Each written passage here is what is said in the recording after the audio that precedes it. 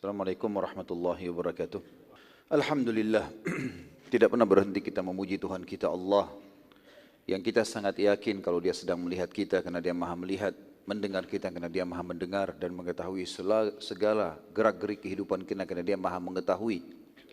Dia maha kuat, maha adil, maha bijaksana, dan juga siksanya sangat pedih dan rahmatnya sangat luas. Dia tidak memiliki sekutu dalam setiap kegiatannya, dan Dia telah menggantungkan segala kebutuhan kita untuk roda kehidupan di muka bumi ini dengan memuji namanya Alhamdulillah. Maka selalulah ucapkan kalimat ini. Selanjutnya kita panjatkan salam hormat kita penuh dengan cinta dan rindu kepada manusia yang telah menghabiskan 23 tahun dari masa hidupnya untuk agama ini. 13 tahun fase Makkah semua dengan hinaan, cacian, puncaknya diusir dari kampung halamannya, dan juga 10 tahun fase Madinah, semuanya penerimaan wahyu untuk penyempurnaan agama ini dari hukum-hukum syariat. Dan juga Allah subhanahu wa ta'ala memerintahkan kita untuk mengucapkan salam hormat dan dibalas langsung 10 kali tambahan rahmat, yang berarti rahmat ini pengampunan dosa, peninggian derajat, penyelesaian segala perkara-perkara. Dan ini adalah sebuah karunia yang luar biasa. Kalau seandainya Allah mengganti dengan mengucapkan 10 kali salam hormat kepada manusia terbaik ini diganti dengan 1 kali rahmat sudah cukup.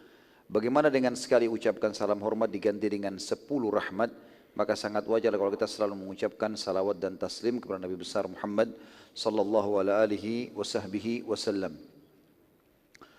Melanjutkan tema kita teman-teman sekalian, Sirah Nabawi ini, dan kita terakhir sudah membahas masalah umrah qadha atau umrah yang dikerjakan oleh Nabi alaihi salatu wasallam setelah ditahan oleh orang-orang Quraisy di kesepakatan Hudaybiyah. Kemudian muslimin selama 1 tahun berhenti, tidak boleh masuk ke Mekah, tapi terjadi ekspansi Islam, diantaranya pembebasan Khaybar. Kemudian Nabi SAW datang dan menyelesaikan umrah qadha, dan cukup banyak kejadian yang sudah kita ceritakan pada pertemuan tersebut, tentu tidak bisa saya ulangi semuanya. Tapi yang terakhir sekali adalah masuk Islamnya pada tahun 8 Hijriah itu, setelah umrah qadha, seluruh suku Khuza'ah dan juga 3 anak muda Quraisy yang masyhur dengan kiprahnya nanti dalam Islam. Mereka adalah Amr bin As yang sudah masuk Islam memang dari Ethiopia. Kemudian dia mengajak temannya Khalid bin Walid dan juga Uthman bin Talha radhiyallahu anhu majma'in, yang kata Nabi SAW untuk melihat mereka masuk ke Madinah, maka Nabi SAW bertakbir dengan suara keras sambil bersabda, telah datang kepada kalian pemuda-pemuda terbaiknya Quraisy. Sekarang kita masuk teman-teman sekalian ke bahasan baru, judulnya surat Nabi SAW kepada raja-raja dunia. Setelah Nabi SAW merasa aman karena mayoritas jazirah Arab sudah mulai dikuasai, dan yang belum takluk adalah kota Mekah. Dan nanti insya Allah kita akan pelajari setelah surat-surat Nabi SAW kepada para raja, kemudian ada peperangan-peperangan kecil yang dikenal dengan Sariyah, barulah kita masuk ke inti penyerangan kota Mekah dan penguasaannya.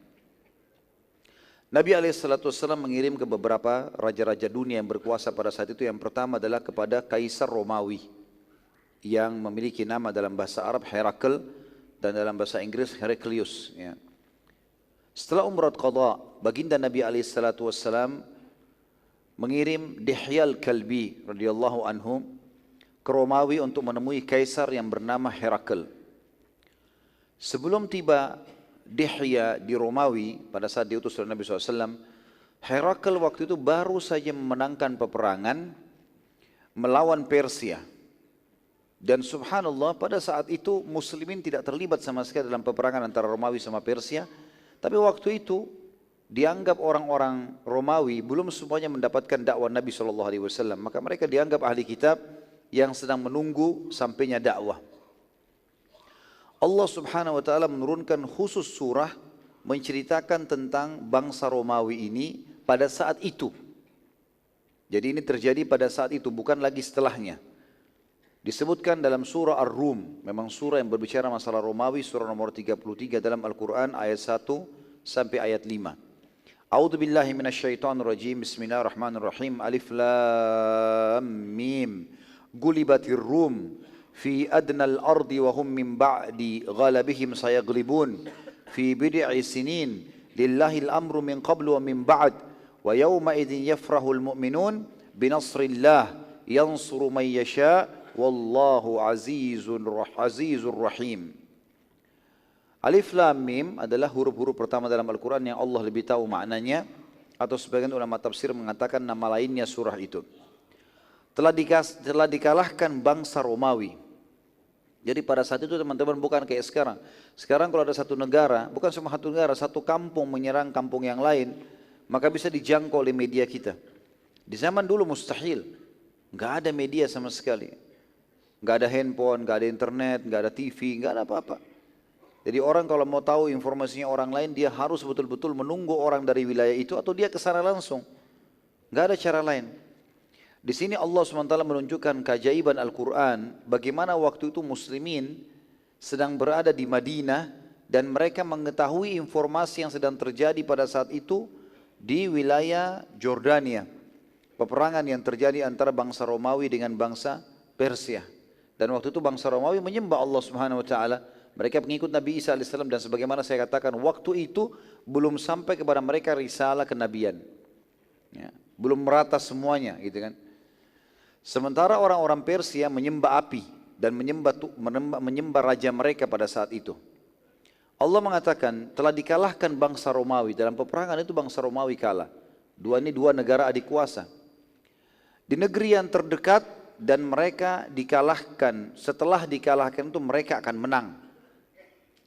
Yang dimaksud dengan negeri yang dekat adalah negeri Arab atau wilayah tepatnya Syria dan Palestina sewaktu menjadi jajahan kerajaan Romawi.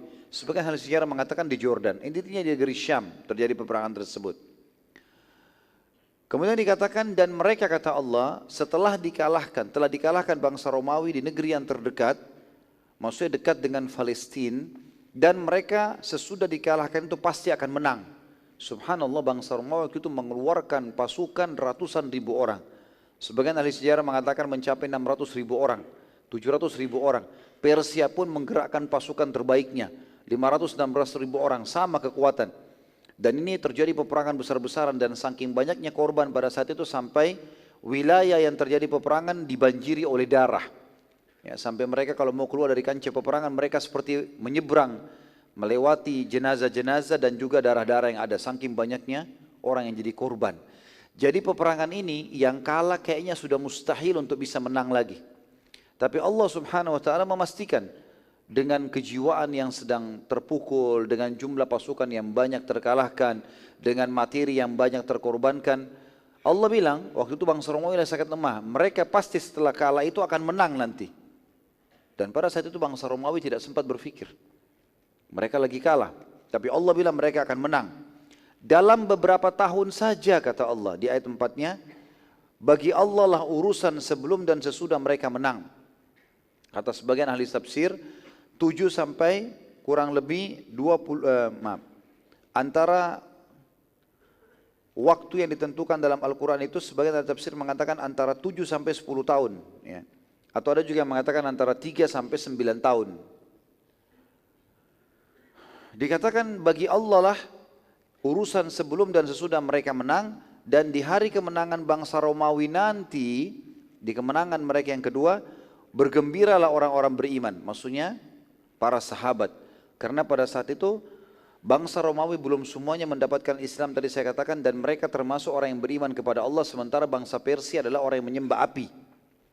Jadi kalau bangsa Romawi yang menang, bangsa Persia yang menang, maka kemungkinan besar mereka akan membantai semua orang yang memiliki ketuhanan, ya, meyakini konsep ketuhanan. Ya. Mungkin seperti kurang lebih kayak di Indonesia sekarang dikhawatirkan masalah komunis, karena mereka tidak ada konsep ketuhanan. Jadi kalau mereka menang, maka otomatis semua orang yang beragama mengemani Allah ini atau ada Tuhan, maka itu dibunuh, itu sudah umum, gitu kan? Seperti itu bangsa-bangsa atau pemahaman yang disebarkan oleh orang-orang sebelumnya. Persia begitu, jadi semua selain penyembah api akan dibunuh oleh mereka. Gitu. Maka pada saat itu kata Allah SWT, nanti orang-orang beriman akan gembira dengan menangnya orang-orang Romawi, bukan karena mendukung pemahaman Romawi yang mengatakan Allah punya anak. Tapi pada saat itu mereka beriman, antara orang beriman sama orang yang memang tidak beriman adanya Tuhan Allah. Nah, ini makna daripada bangsa orang-orang beriman akan menang, akan gembira dengan orang-orang beriman akan gembira dengan menangnya bangsa Romawi. Jadi kalau antum baca surah ini di ayat-ayat pertama jangan sampai salah paham. Jangan seakan-akan kita akan selalu gembira kalau orang Romawi menang. Bukan itu. Karena ayat ini turun pada saat itu. Islam belum sampai kepada mereka secara menyeluruh. Beda dengan keadaan sekarang. Bangsa Rom masih ada. Bangsa Romawi ada tentunya. Ya. Sampai sekarang mereka masih ada. Bahkan Nabi SAW menyebutkan tentang Malhamah Kubra akan terjadi ya, peperangan besar antara kalian dengan bangsa Rom. Gitu kan? Jadi memang mereka masih ada. Semua yang mengaku pengikut Nabi Isa AS maka dikatakan mereka bangsa Rum. Kemudian ayat 5 kata Allah, semua itu terjadi karena pertolongan Allah. Dia menolong siapa yang dia kehendaki dan dia maha penyayang. Pada saat itu teman-teman sekalian, dengan hikmah Allah, Herakl yang pada saat itu melihat pasukannya banyak yang kalah, dia merasa terpukul. Dia nggak mau masyarakatnya merasa ketakutan, maka dia memotivasi mereka, memberikan hadiah, menyebarkan pelatihan-pelatihan militer pada saat itu untuk mengajak mereka menyerang kembali. Tepatnya 9 atau 10 tahun setelah kekalahan tersebut, maka mereka membentuk pasukan lagi dan Herakl sempat bersumpah kalau seandainya pasukannya menang melawan Persia pada kali yang kedua ini, maka dia akan pergi haji ke Baitul Maqdis. Dan tentu hajinya orang Nasrani ke Baitul Maqdis. Kita pun di awal-awal Islam dulu, di fase Mekah, sujudnya kaum muslimin menghadap ke Baitul Maqdis. Kiblat kita ke sana. Orang Yahudi pun menjadikan kiblat mereka Baitul Maqdis. Ya. Maka hajinya orang Nasrani sekarang ke sana. Gitu. Mereka pergi ke sana, mereka anggap itu di sana hajinya. Dia janji, Herakl bersumpah, kalau seandainya menang pasukannya dia akan pergi ke Baitul Maqdis untuk haji dan berjalan kaki bersama dengan para pendeta-pendeta pada saat itu. Dan Herakl betul-betul melakukan itu pada saat dia menang. Ya. Jadi terjadi peperangan, akhirnya mereka menang. Dan saya tidak membahas tentang masalah peperangan Romawi lawan Persia. Intinya Al-Quran mengatakan mereka akan menang dan betul-betul terjadi apa yang Al-Quran sebutkan. Yang saya ingin titik beratkan teman-teman sekalian, pada hari menangnya Herakl, terbantaikan sekian banyak pasukan Persia dan Persia waktu itu betul-betul terkalahkan luar biasa. Sampai mereka sudah seperti orang yang tidak akan pernah lagi berhadapan dengan Romawi karena terkalahkan. Herakl saking gembiranya, dia berpesta pada malam itu. Ya. Kemudian dia berazam untuk pergi ke Baitul Maqdis. Di tengah jalan dia mimpi. Di malam hari di kemahnya dia mimpi. Dia mimpi kerajaannya hancur dikalahkan oleh orang-orang yang bersunat. Orang yang sunat, orang yang khitan. Begitu mimpi dia. Herakl pada saat itu terkaget bangun, kemudian dia memanggil para penasehatnya. Lalu dia tanya masalah perihal mimpi tadi. Apa artinya ini? Kenapa saya mimpi kerajaanku semua hancur dan pasukan yang menyerangku itu tidak bersunat? Ya. Namun tidak seorang pun dari penasehat yang memberikan gambaran kecuali satu orang yang mengatakan kemungkinan besar kerajaan Anda akan dihancurkan dalam waktu yang tidak lama oleh orang-orang yang bersunat. Maka Herakl sempat bertanya, siapa orang yang bersunat menurut kalian di muka bumi ini? Kata para pengikutnya, penasehatnya, tidak ada kecuali orang Yahudi. Kami nggak tahu orang yang sunat kecuali Yahudi. Maka Herakl berazam pada saat itu akan membunuh semua Yahudi. Nggak boleh lagi ada Yahudi yang hidup. Subhanallah, pada saat dia lagi mempersiapkan pasukannya untuk menghancurkan Yahudi, dimanapun Yahudi ada dia mau serang. Harus dihabisin Yahudi ini, karena dia takut kerajaannya hancur. Ternyata ada salah satu orang turunan Arab, kebetulan terjadi perselisihan. Waktu dia masuk ke wilayah Herakl di Romawi, dicurigai, dia ini Yahudi atau orang Arab. Dan dia dari kaum muslimin orang ini. Cuma dia tidak mau buat masalah. Karena dia curiga Yahudi, diinterogasi dia tidak mau, dia mengatakan bukan, saya bukan Yahudi, saya orang Arab, dia tidak dipercaya. Maka pada saat itu pun dia ditangkap, pada saat ditangkap diperiksa. Ternyata dia berkhitan. Orang ini berkhitan. Maka dibawa ke depannya Herakl. Wahai Herakl, kami menemukan ada orang lain selain Yahudi yang bersunat. Maka kata Herakl, dari mana kamu? Dia bilang, saya dari Arab. Lalu kemudian Herakl bertanya, pada saat itu kebetulan memang dia ini selain raja juga seorang pendeta. Ya. Maka dia berkata, apa ada sesuatu yang terjadi di negeri kalian? Ada berita besar enggak? Kata dia, iya ada. Telah keluar di antara kami seseorang yang mengaku nabi. Herakl lalu berkata kepada orang tersebut, coba ceritakan kepada saya ciri orang yang mengaku nabi itu. Lalu orang ini pun menceritakan panjang lebar apapun yang dia tahu tentang Nabi SAW dari sisi khalqiyahnya, ciptaan fisik Nabi SAW, dan juga khuluqiyah dan akhlak Nabi SAW. Serta syarat-syarat yang dibawa, karena dia seorang muslim, dia ceritakan itu. Herakl lalu berkata kepada orang yang ada di sekitarnya, datangkan kepadaku di negeri Syam ini, karena kebetulan dia sudah jalan, peperangan terjadi di tempat yang sama, di wilayah negeri Syam. Di sekitar Jordania, tempat dia dikalahkan oleh bangsa Persia 10 tahun yang lalu. Peperangan terjadi di tempat yang sama dan menang. Dekat sekali untuk ke Palestina. Dia niat jalan kaki menuju ke Palestina. Di tengah jalan, dia mimpi tadi, dia lihat ini kejadian. Lalu dia mengatakan, coba datangkan kepada saya siapapun yang kalian bisa dapatkan dari kafilah orang-orang Arab. Setelah diteliti teman-teman sekalian, ternyata ditemukan memang ada kafilah-kafilah Quraisy yang kebetulan lagi ingin belanja ke negeri Syam. Sebagaimana Allah sebutkan dalam Al-Quran, Hillatas Syita'i was-Saif. Perjalanan musim dingin dan musim panas. Ini salah satunya ke negeri Syam, salah satunya ke negeri Yaman. Tapi ini negeri Syam, mereka datang mau belanja. Dan kebetulan waktu itu yang pimpin kafilah adalah Abu Sufyan. Masih dalam keadaan kafir Abu Sufyan. Abu Sufyan lalu kemudian dipanggil oleh pasukan Herakl dan dibawa dia dan seluruh kafilahnya menuju ke istana. Herakl waktu itu tidak bisa bahasa Arab. Ya, dia menggunakan bahasa Rum pada saat itu.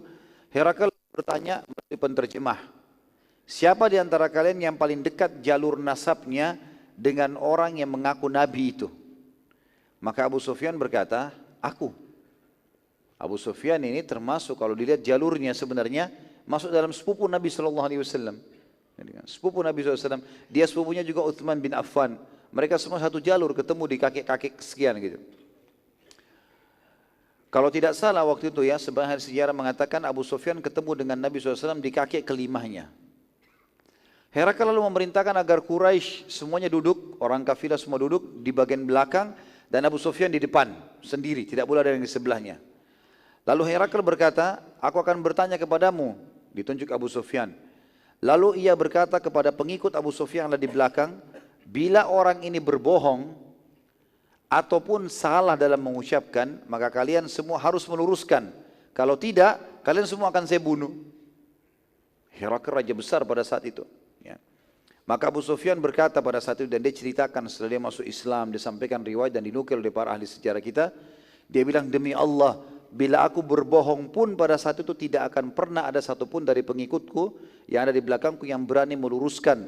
Karena aku pemimpin mereka. Tapi aku tokoh Quraisy dan sangat memalukan bila aku bohong. Herakl lalu berkata kepada Abu Sufyan, bagaimana jalur nasabnya Nabi itu? Ayahnya, kakeknya, pokoknya jalur nasab ke atas. Abu Sufyan bilang, sungguh dia memiliki jalur nasab yang suci di antara kami. Terkenal semua dari ayahnya, kakeknya, terus sampai ke atas ini orang-orang yang baik, nggak punya riwayat yang tidak baik gitu. Herakl bertanya lagi, apakah ada yang pernah mengaku nabi sebelumnya di antara kalian? Di suku kalian ini, di suku Quraisy pernah nggak ada yang ngaku nabi? Yang kalian ketahui, kata Abu Sufyan, tidak ada. Ya, tentu saja kenapa dikatakan tidak ada, karena dibahas di sini dari suku Quraisynya. Quraisy nama seseorang bernama Fikhr. Fikhr ini jauh dari keturunan Nabi, maksudnya turunan Nabi Ibrahim dan Ismail alaihissalam, tapi jauh di bawah. Dan Quraisy mulai disebutkan, diistilahkan dalam Quraisy dari orang ini namanya Fikhr. Berarti mulai Fikhr ke bawah, ada enggak yang mengaku nabi? Maka kata Abu Sufyan, tidak ada. Kalau yang dimaksud adalah seluruh jalur nasabnya sampai ke atas, perlu ada nabi. Dan ada Nabi Ibrahim dan Ismail alaihissalam. Maka kata Herakl, apakah kalian pernah menilai dia sebelum mengaku nabi sebagai pendusta? Pernah enggak ada riwayatnya orang itu di suku kalian satu kali saja pernah bohong? Kata Abu Sufyan, tidak pernah. Herakl tanya lagi, apakah yang menjadi pengikutnya orang-orang lemah atau orang-orang terhormat? Kata Abu Sufyan, orang-orang lemah dan miskin. Kata Herakl, apakah jumlah mereka bertambah atau berkurang? Kata Abu Sufyan, bertambah. Herakl berkata lagi, apakah ada pengikutnya yang meninggalkan agamanya setelah menjadi pengikutnya? Ada nggak orang yang datang ngetes-ngetes terus kemudian pulang lagi, keluar lagi dari agamanya? Kata Abu Sufyan, tidak ada. Bahkan Abu Sufyan termasuk orang yang menyiksa muslimin di Mekah. Dia tahu bagaimana orang-orang sampai berani mati untuk agama ini. Gitu. Kata Herakl, apakah ia pernah berkhianat? Kata Abu Sufyan, tidak pernah. Namun sekarang antara kami dengannya ada kesepakatan damai. Ini adalah kesepakatan Hudaybiyah yang kita pelajari kemarin. Ya. Dan aku tidak tahu apakah kedepannya ia akan khianat atau tidak. Abu Sufyan di sini teman-teman berkata, dia ceritakan setelah dia masuk Islam, dia ceritakan panjang, dia mengatakan, sungguh aku tidak mendapatkan celah untuk menghina Nabi Muhammad SAW kecuali pada masalah ini saja. Jadi semuanya baik ini. Jawabannya jujur, harus jujur. Dia bilang, saya tidak dapat celah untuk menghinanya kecuali di sini. Saya bilang, sekarang lagi ada kesepakatan. Saya tidak tahu ke depan dia khianat atau tidak. Tapi sebelumnya gak pernah berkhianat. Hanya itu celahnya. Gitu. Herakl bertanya lagi, apakah kalian telah memeranginya? Kata Abu Sufyan, iya. Kata Herakl, bagaimana hasil peperangan kalian dengannya? Kata Abu Sufyan, sekali ia menang, maksudnya perang Badr. Dan sekali kami menang, maksudnya perang Uhud. Kata Herakl, apa yang ia perintahkan kepada kalian? Apa dakwanya? Kata Abu Sufyan, ia memerintahkan kami agar menyembah Allah satu tanpa menyekutukannya, serta meninggalkan apa yang nenek moyang kami lakukan, sembah-sembah berhala segala macam. Ia juga memerintahkan kepada kami agar mengerjakan sholat, jujur dan tidak mengemis, serta menjaga silaturahim. Herakl lalu berkata pada penerjemahnya, katakan kepada orang ini baik-baik dengan bahasa yang jelas. Aku bertanya kepadamu tentang jalur nasabnya, engkau menjawab bahwa ia memiliki nasab yang suci. Demikian pula para nabi dan rasul yang diutus pada nasab terbaik kaumnya. Herakl sekarang sebutkan kepada Abu Sufyan. Selama ini teman-teman Abu Sufyan selalu memerangi Nabi SAW. Enggak percaya. Siapa Muhammad itu? Salah satu penduduk Mekah. Bahkan Abu Sufyan merasa dirinya lebih kaya gitu kan. Makanya dia tolak terus. Tapi sekarang Abu Sufyan heran, Herakl ini, raja yang selama ini orang Quraisy pun takut dengannya, ini menyebutkan tentang kenabian Nabi SAW. Kau bilang tadi jalur nasabnya baik, maka itu semua nabi-nabi begitu. Pasti jalur nasabnya yang terbaik di kaumnya. Aku bertanya kepadamu, apakah ada di antara kalian yang pernah menyatakan hal yang serupa, pernah ngaku nabi? Engkau menjawab, tidak ada. Kalau seandainya ada yang telah menyatakan sebelumnya, dari kakek-kakeknya pernah ngaku nabi, maka aku akan mengatakan bahwa ia hanya mengikuti orang sebelumnya saja.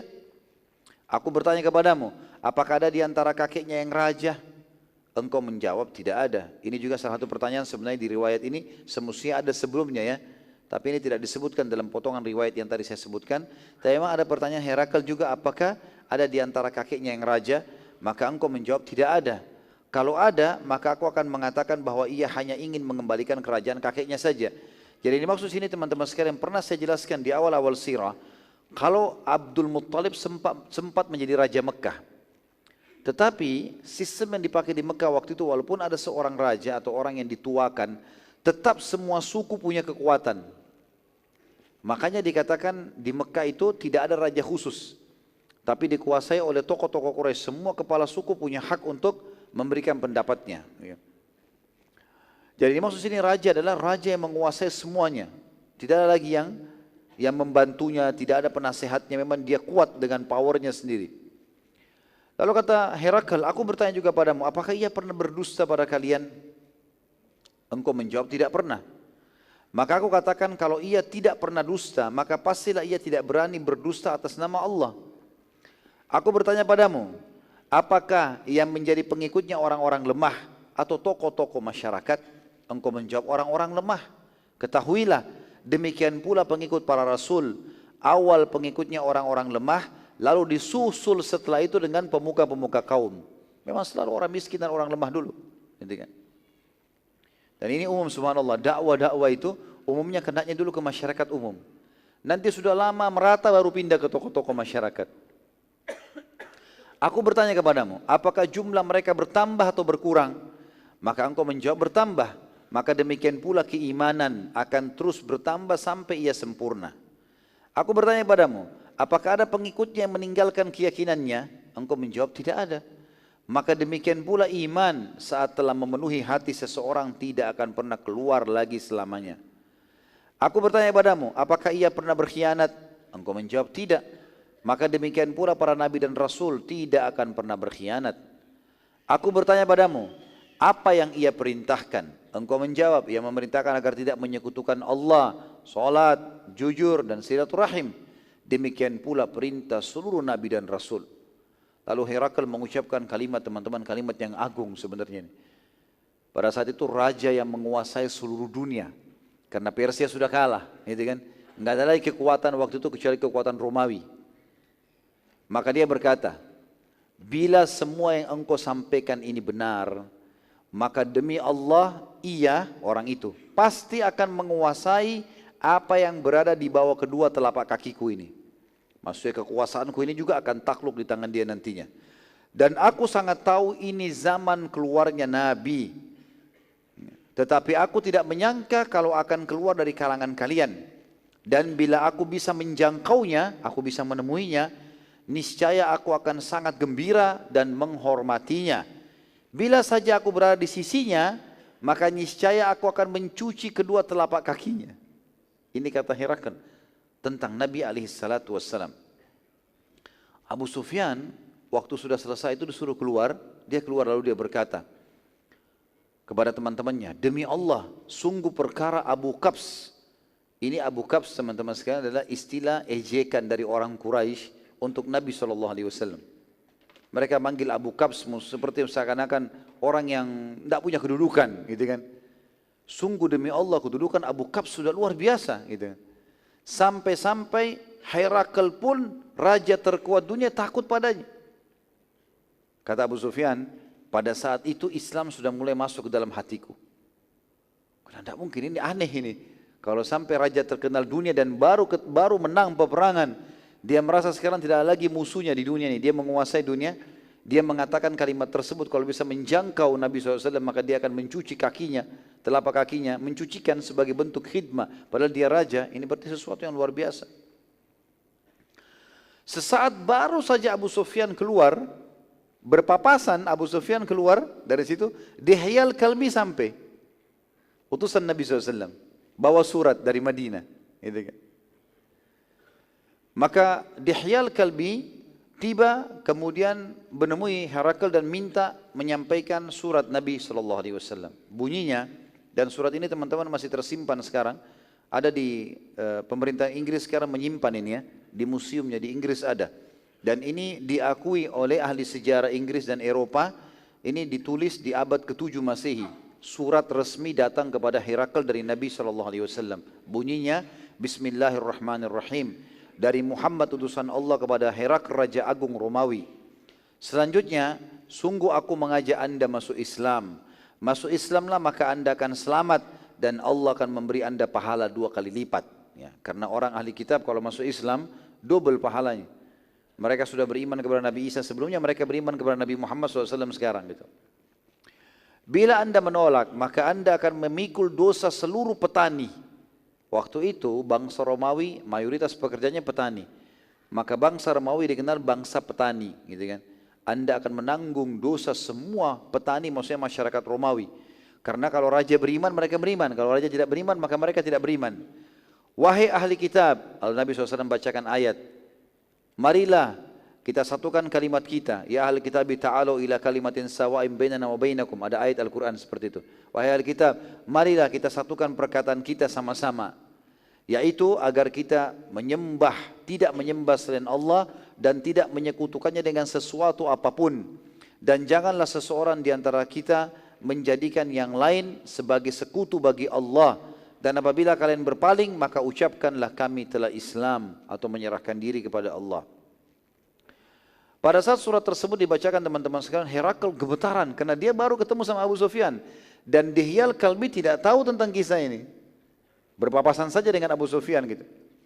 Herakl gemetaran dan ia lalu segera mencoba memastikan semua sifat Nabi terakhir dan kepada Dihyal Kalbi, bagaimana cirinya, bagaimana kulitnya, bagaimana matanya, bagaimana alisnya, bagaimana jalur nasabnya. Apa yang ditanya kepada Abu Sufyan ditanya juga kepada Dihyal Kalbi. Dan subhanallah jawabannya sama. Tinggal masalah kesepakatan Hudaybiyah saja. Ya, pada saat ditanya tadi Abu Sufyan bilang, tidak pernah khianat, tapi saya tidak tahu ke depannya. Kalau Dihyal Kalbi menjawab berbeda. Nabi kami tidak akan pernah berkhianat selamanya. Maka pada saat itu teman-teman sekalian, Herakl pun berkata pada Dihya, bawa surat ini kepada Safatir. Safatir ini teman-teman istilah yang digunakan untuk pemimpin tertingginya gereja pada saat itu. Jadi di sistem gereja itu ada pendeta-pendeta, nanti ada kepala pendeta. Dia penentu keputusan gitu kan. Maka dibawalah surat tersebut teman-teman sekalian kepada Safatir. Saat surat tersebut dibacakan kepada Safatir, maka Safatir ini sempat gemetar. Karena memang dia selalu diskusi sama Herakl, kalau ini tanda-tanda yang disebutkan dalam Injil, kita akan memenangkan perang sama Persia, ada disebutkan dalam Injil. Dan kita juga akan masuk ke Palestina, ini adalah ada disebutkan. Dan pada zaman itu keluarlah Nabi yang harus diikuti. Maka ini bertepatan sekali dengan kemenangan masuk ke Palestina haji, menang lawan Persia dan juga datang surat seperti ini, gitu kan. Maka Safatir pun gemetaran pada saat itu, kepala pendeta gemetar ini. Dan bertanya banyak tentang Nabi SAW kepada Dihya Al-Kalbi, dan Dihya terus menjawab sampai akhirnya Safatir kehabisan pertanyaan dan terheran-heran karena semua ciri yang disebutkan dalam Injil tentang Nabi terakhir semuanya ada pada Nabi Muhammad SAW. Safatir lalu berkata kepada Dihya, demi Allah, aku sangat yakin kalau ini adalah zaman keluarnya Nabi terakhir yang telah kami tunggu-tunggu. Dan aku benar-benar tidak menyangka kalau keluar dari kalangan kalian wahai bangsa Arab. Maka aku menyatakan, asyhadu an la ilaha illallah wa anna Muhammad Rasulullah. Ini malah syahadat si Safatir ini. Ya. Safatir lalu mengumpulkan semua pendeta, sudah azan ya? Baik, sebentar kita selesaikan ya. Safatir lalu mengumpulkan semua pendeta dan mengajak mereka masuk Islam dan menjelaskan tentang tanda-tanda Nabi SAW, lalu ia bersyahadat di hadapan mereka. Sebagian besar pendeta tidak mau menerima dan akhirnya mereka membunuh Safatir. Dan ini rahimahullah beliau mati syahid karena sudah muslim pada saat itu. Dia sudah syahadat. Bahkan dia langsung mendakwakan Islam kepada para pendeta-pendeta. Tapi mereka membunuhnya khawatir nanti jangan semua Nasrani mengubah agamanya. Dihya radhiyallahu anhu pada saat mengetahui kejadian pembunuhan Safatir, segera menemui Herakl dan meminta saran. Herakl lalu berkata, sungguh kedudukan Safatir di sisi mereka lebih mulia dibandingkan aku. Kalau Safatir saja mereka tidak dengar bahkan membunuhnya, maka bagaimana dengan aku? Tapi cobalah sabar dulu, aku akan mengatur strategi untuk mengumpulkan mereka. Herakl lalu mengumpulkan semua pendeta di sebuah ruangan dan ia perintahkan agar semua pintu dikunci dan dari luar serta seluruh pendeta harus masuk ke ruangan tersebut dan disiapkanlah prajurit-prajurit yang memegang pedang yang berada di setiap belakang pendeta.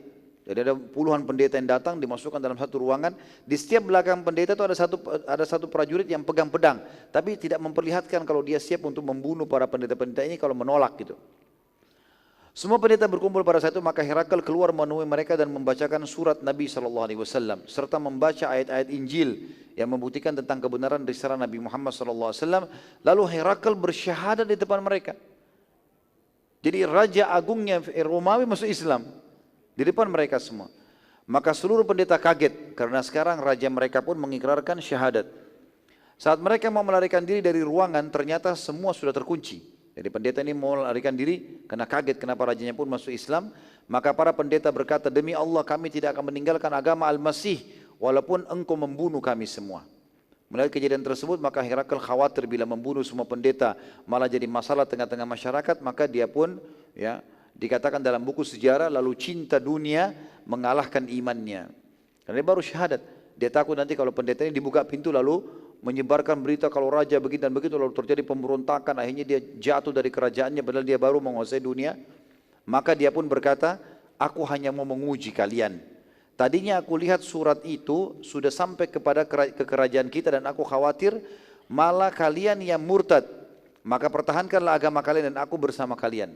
Lalu Herakl memerintahkan para prajurit membuka pintu untuk para pendeta dan pendeta pun memuji Herakl dan berjanji akan setia. Di sini kan saya tinggal 2 paragraf saja.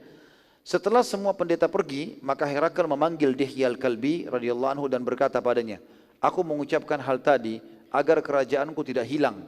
Dan ini hadiah dari aku berupa emas, dikasih emas 1 peti, bawalah kepada Nabi sallallahu alaihi wasallam, bawa kepada Nabi dan sampaikan salamku juga, bilang kalau aku tetap dengan keislamanku. Kata Herakl ini. Saat Dihya al-Kalbi tiba di Madinah radhiyallahu anhu dan menceritakan kepada Nabi SAW, maka Nabi SAW mengucapkan kalimat yang mulia. Kata beliau, sungguh dia adalah musuh Allah. Herakl, dia telah berdusta. Ia mengucapkannya, ya, kalimat tadi karena beriman, kemudian dia meninggalkannya justru karena mendahulukan dunia. Dan ini beda dengan keadaan Najasyi yang benar-benar masuk Islam karena hatinya. Dan dia pertahankan sampai dia meninggal dunia. Lalu Nabi SAW memerintahkan agar pemberitaan Herakl dibagikan kepada, pemberian Herakl emas dibagikan kepada seluruh muslimin. Demikian juga hasil surat Nabi SAW kepada demikianlah hasil surat Nabi SAW kepada salah satu raja-raja dunia. Dan insya Allah kita akan lanjutkan nanti surat yang kedua dan seterusnya, termasuk kepada Harith bin Abi Shumma al-Ghassani setelah Isya nanti. Subhanakallahumma bihamdika asyhadu an la ilaha illa anta astaghfiruka wa atubu ilaik. Wassalamualaikum warahmatullahi wabarakatuh. Assalamualaikum warahmatullahi wabarakatuh. Alhamdulillah wassalatu wassalamu ala Rasulillah. Segala puji bagi Allah Subhanahu wa taala, juga salawat dan taslim kepada Nabi besar Muhammad sallallahu alaihi wasallam. Surat kedua Nabi alaihi salatu wassalam yang dikirim setelah Herakl, walaupun sebenarnya surat-surat ini dikirim oleh Nabi SAW secara bersamaan. Itu yang lebih kuat pendapat para ulama kalau ini dikirim secara bersamaan. Tetapi disusunnya seperti ini oleh para ulama sejarah atau ahli sejarah hanya untuk memudahkan untuk memahami. Surat yang selanjutnya adalah surat kepada Harith bin Abi Shummar atau Nabi Shummar al-Ghassani. Nabi SAW mengutus ke sana seorang sahabat yang mulia namanya Syuja' bin Wahab al-Uzdi. Syuja' bin Wahab al-Uzdi radhiyallahu anhu membawa surat kepada pemimpin negeri Syam yang bernama Harith bin Abi Shummar al-Ghassani. Isinya adalah Bismillahirrahmanirrahim, dengan menyebut nama Allah yang Maha Pengasih dan yang Penyayang, dari Muhammad utusan Allah kepada Harith bin Abi Shummar. Keselamatan bagi orang yang mengikuti kebenaran dan petunjuk serta beriman kepada Allah dan juga membenarkannya. Sungguh aku mengajakmu beriman kepada Allah tanpa menyekutukan sesuatu pun dengannya, dan kerajaanmu tetap bertahan. Pada saat membaca surat Nabi SAW, Harith ini dia termasuk penguasa yang besar sekali. Dan pada saat itu teman-teman sekalian, walaupun Nabi SAW sudah berhasil menundukkan Khaybar, beberapa kota-kota kecil atau desa-desa kecil di sekitar Madinah, tapi belum didengar gongnya ke seluruh dunia, masih kecil. Justru setelah surat-surat inilah baru orang-orang banyak mengenal tentang Nabi SAW. Awalnya tidak. Lingkupnya sangat kecil sekali, cuma Madinah, Mekah, Khaybar, wilayah-wilayah kecil. Jaraknya 400 km, 200 km. Negeri Syam sudah 1000 km ke atas jarak jauhnya. Dan nanti pada saat ini baru terdengar. Harith ini seorang pemimpin di negeri Syam, raja. Kekuatan pasukan perangnya saja sudah 100.000 orang, gitu kan.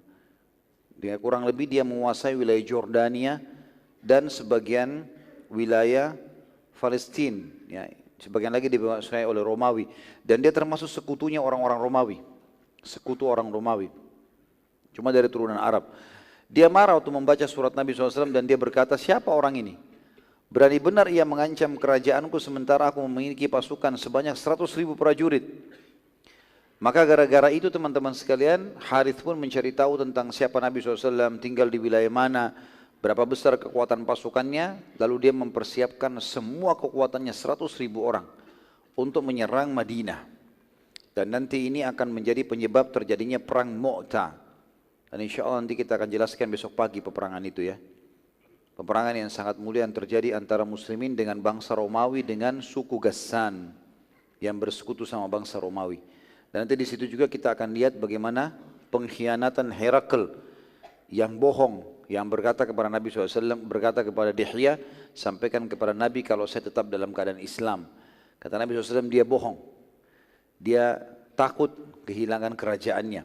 Dari itu terbukti nanti di perang Mu'tah, karena pada saat Harith ini minta tolong kepada dia, Herakl mengirim 100.000 juga pasukan Romawi, jadi jumlah mereka 200.000 yang akan melawan pasukan muslimin yang hanya 3.000 orang saja. Ya, tapi nanti muslimin akan memenangkan peperangan itu. Tentu nanti kita jelaskan itu. Yang jelas ini surat yang kedua kepada Harith ya, Al-Ghassani bin Abi Shumra Al-Ghassani yang menolak surat Nabi alaihi salatu wassalam. Yang ketiga surat Nabi SAW ke Busra. Wilayah Busra, penguasa Busra. Busra ini sebenarnya kalau sekarang masuk ujung Jazirah Arab, lebih dekat kepada Irak. Di situ juga dulu ada kerajaan dipimpin oleh Al-Harith juga, namanya Harith tapi Harith yang berbeda dengan tadi, bin Umair Al-Uzdi. Maaf, ini dipimpin oleh Shurahbil bin Amr Al-Ghassani. Nabi SAW mengutus ke sini, ke Busra, seseorang yang bernama Al-Harith bin Umair. Jadi tadi nama yang saya sebutkan awal itu adalah nama sahabat sebenarnya yang diutus Nabi SAW, namanya Al-Harith bin Umair Al-Uzdi. Ini sahabat Nabi radhiyallahu anhu yang diutus kepada wilayah Busra. Namun di tengah jalan, Al-Harith ini bertemu dengan Shurahbil bin Amr Al-Ghassani, yang dasarnya memang dari berkuasa di wilayah itu, dan memang dia mendukung kakaknya dia yang Harith tadi, yang dari kepala suku Ghassan. Maka karena dia tahu ini utusan Nabi SAW, dia pun membunuhnya. Jadi Al-Harith bin Umair Al-Uzdi dibunuh oleh Shurahbil. Dan dia mati syahid radhiyallahu anhu. Dan kejadian inilah nanti akan membuat Nabi SAW menyerang suku Ghassan. Ini juga salah satu pemicu nanti terjadinya perang Mu'tah itu. Yang keempat surat Nabi SAW ke Muqayqis, Raja Mesir pada saat itu. Nabi SAW mengirim ke sana Hatib bin Abi Balta'ah radhiyallahu anhu. Kepada penguasa Mesir yang bernama Al-Muqayqis, surat Nabi SAW berbunyi mirip dengan suratnya ke Herakl, karena dia raja Nasrani. Bismillahirrahmanirrahim, dari Muhammad utusan Allah kepada Muqayqis, raja agungnya Mesir. Selanjutnya atau amma ba'd, sungguh aku mengajak anda masuk Islam. Masuk Islam maka anda akan selamat dan Allah akan memberi anda pahala 2 kali lipat. Bila anda menolak maka anda akan memikul dosa seluruh petani masyarakat Mesir, karena mayoritasnya memang bekerja jadi petani pada saat itu. Wahai ahli kitab, marilah kita satukan kalimat kita agar tidak menyembah selain Allah dan tidak menyekutukannya dengan sesuatu apapun. Dan janganlah seseorang di antara kita menjadikan yang lain sebagai sekutu bagi Allah. Dan apabila kalian berpaling, maka ucapkanlah bahwa kami telah masuk Islam atau menyerahkan diri. Muqayqis pada saat membaca surat Nabi SAW, ini mirip dengan responnya Herakl. Dia seorang pendeta, dia juga raja, dia tahu ini. Maka dia gembira membaca surat Nabi SAW. Kemudian dia bertanya banyak tentang Nabi SAW kepada Hatib bin Abi Balta'ah radhiyallahu anhu. Dan Hatib menjawab semua pertanyaan sampai akhirnya kata Muqayqis, apakah kaumnya sudah memeranginya? Dalam Injil disebutkan itu. Agama yang dibawa oleh Nabi terakhir tidak akan tersebar sampai kaumnya memerangi Nabi tersebut. Dan akhirnya dia memenangkan peperangan. Maka kata Khatib, iya, memang kaumnya sudah memeranginya, bahkan mengusirnya dari kotanya, maksudnya dari Mekah. Maka Muqayqis berkata, mengapa dia tidak mendoakan kaumnya agar Allah binasakan saja? Bukankah ia seorang nabi dan doanya diijabah? Ini pertanyaan sebenarnya memancing ya. Secara akal mungkin orang berpikir, iya ya, mestinya Nabi berdoa saja agar Quraisy Allah binasakan. Tapi perhatikan Hatib bin Abi Balta'ah radhiyallahu anhu dengan keimanan dan ilmunya, dia menjawab dengan cerdas. Dia mengatakan, mengapa Isa tidak mendoakan kehancuran kaumnya saat ada di antara mereka yang tidak mengikutinya? Sama jawabannya. Maka Muqayqis paham pada saat itu dan dia tahu kalau Nabi Isa tidak mendoakan agar Bani Israel dihancurkan karena Nabi Isa ingin hidayah dan petunjuk untuk mereka, bukan kebinasaan. Dia diutus untuk membawa rahmat, ya, kasih sayang. Maka Muqayqis pun membalas surat Nabi SAW, dan ini satu-satunya raja yang Nabi SAW kirimkan surat yang dia balas dengan santun dan baik. Dia mengatakan, keselamatan semoga selalu bersama dengan anda. Maaf, isinya begini, dari Muqayqis penguasa Kipti atau Mesir kepada Muhammad utusan Allah. Dia akui itu. Dan sampai hari ini tentu surat-surat ini masih ada teman-teman sekalian dalam naskah-naskah aslinya ya, ditulis di atas kulit-kulit hewan. Keselamatan semoga selalu bersama anda, telah tiba kepadaku surat anda dan aku telah membaca juga memahaminya.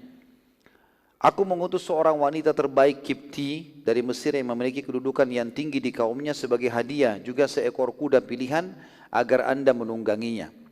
Nabi SAW lalu menerima hadiahnya dan menikahi Maria Kiptia yang dikirim oleh Muqaykis dan dikarunia seorang anak yang bernama Ibrahim.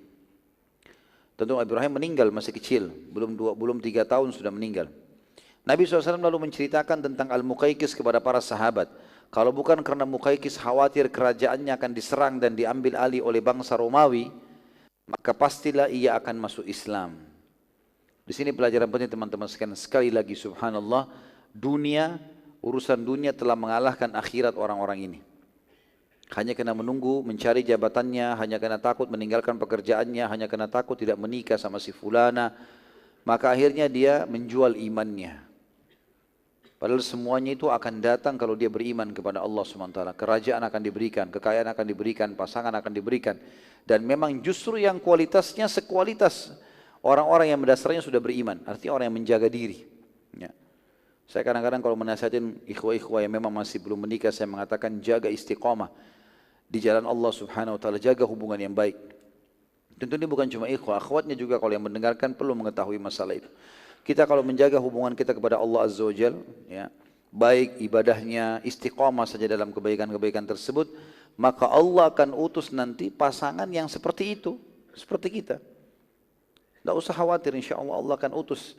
Tapi kalau kita justru berbeda, bukan di jalan itu, maka Allah akan datangkan juga orang-orang yang sejalan dengan kita. Jauh dari agama, lalu kita harapkan nanti anak-anak kita bisa hafal Quran. Anak-anak kita bisa tutup aurat, anak-anak kita bisa jaga sholat, tidak bakal terjadi dari wanita atau laki-laki yang jauh dari agama. Allah SWT akan datangkan, yang penting istiqomah saja. Karena manusia keadaannya cuma 4. Dia dalam keadaan benar, tinggal istiqomah saja. Kalau antum sekarang sudah merasa, sudah tutup aurat, sudah cari pendapatan halal, berusaha istiqomah dalam ibadah-ibadah, Allah perintahkan meninggalkan yang dilarang, maka tinggal istiqomah saja. Tinggal istimrar dalam bahasa Arab. Udah lanjutin aja sampai mati. Wa'bud rabbaka hatta ya'tiyakal yakin dalam ayat. Sembahlah Tuhanmu sampai keyakinan atau sampai kematian datang padamu. Yang kedua, orang yang sedang bermaksiat. Kalau antum sedang dalam posisi ini, segera bertaubat. Yang ketiga, orang yang sedang melimpah nikmat, maka tugasnya bersyukur. Yang keempat, terakhir, orang yang sedang diuji oleh Allah, maka sifatnya atau harusnya bersabar. Ini keadaan saja. Tapi yang saya ingin tidak berikan teman-teman, poin pertama, perlunya istiqamah. Jangan pernah lihat kebenaran dari siapa datangnya. Ya. Tapi sudah sampaikah kepada kita atau belum? Kalau sudah sampai untuk kebenaran teman-teman, tidak usah lihat siapa yang ngomong. Mau anak kecil, mau orang dikenal atau tidak dikenal, mau orang tua, pokoknya intinya kebenaran. Dan benar hanya qala Allah, qala Rasul.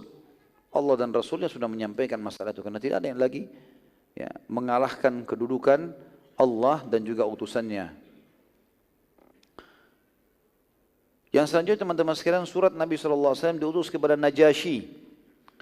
Tapi ini bukan Najasyi ya, Ashhama radhiyallahu anhu yang sudah meninggal rahimahullah. Karena waktu itu dia sudah meninggal, Ashhama ini yang beriman di tangannya Ja'far bin Abi Thalib radhiyallahu anhu. Setelah dia meninggal digantikan oleh seorang raja juga dapat julukan Najasyi. Karena zaman dulu julukan-julukan ini julukan induk. Seperti misalnya Raja Persia diberikan istilah dengan Kisra. Nanti Kisra itu punya nama-nama lagi di bawahnya. Seperti Kisra yang ditaklukkan di zaman Umar bin Khattab namanya Anusinwan. Terkenal dengan kerajaan besarnya. Tapi dia induknya namanya Kisra. Romawi seperti Herakl tadi, istilah induknya adalah Kaisar. Kemudian Raja Yaman Tubba. Raja Afrika, waktu itu pusatnya di Ethiopia, adalah Najasyi, Raja Mesir Fir'aun, gitu kan?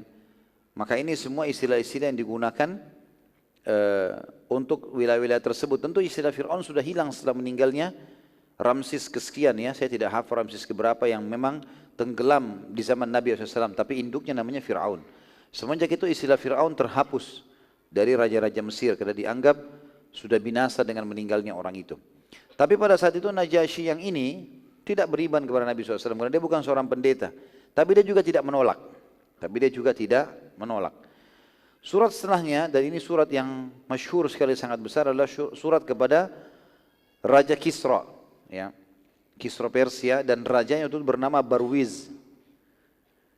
Nabi SAW mengutus ke sana Abdullah bin Hudzafah radhiyallahu anhu